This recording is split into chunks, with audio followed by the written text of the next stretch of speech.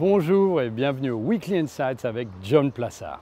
La génération X, donc les personnes nées entre 1965 et 1981, entrent dans sa période faste. Ils constituent la majorité des cadres supérieurs des entreprises et sont également des chefs de file en tant qu'entrepreneurs et lanceurs de start-up qui savent comment attirer le capital risque.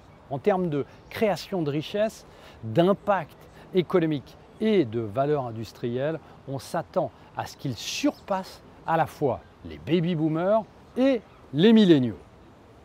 Selon une étude de Deloitte, les investisseurs de la génération X devraient presque quadrupler leurs actifs pour atteindre 22 000 milliards de dollars d'ici 2030, contre 11 000 milliards de dollars pour les milléniaux.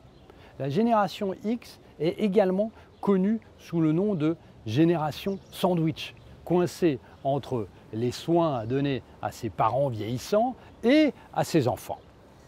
Pour la génération X, la réalité de ses obligations financières, y compris les coûts croissants de l'enseignement supérieur et des soins de santé, l'emporte souvent sur tout, même sur leur propre retraite.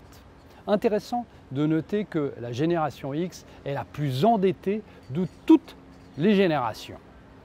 Depuis le boom et l'effondrement de la bulle des dot-com qui ont probablement touché leurs parents jusqu'à la crise financière de 2008, cette génération a vu la hausse et la baisse et la hausse à nouveau du marché financier.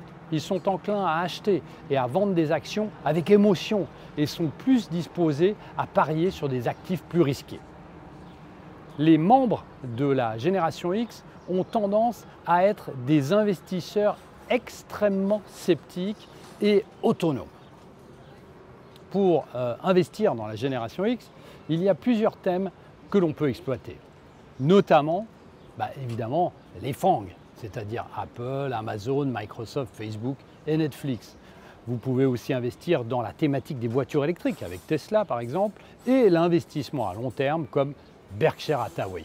On constate donc que l'aspect génération sandwich se traduit également dans les investissements de la génération X avec d'un côté l'investissement technologique et de l'autre l'investissement à long terme.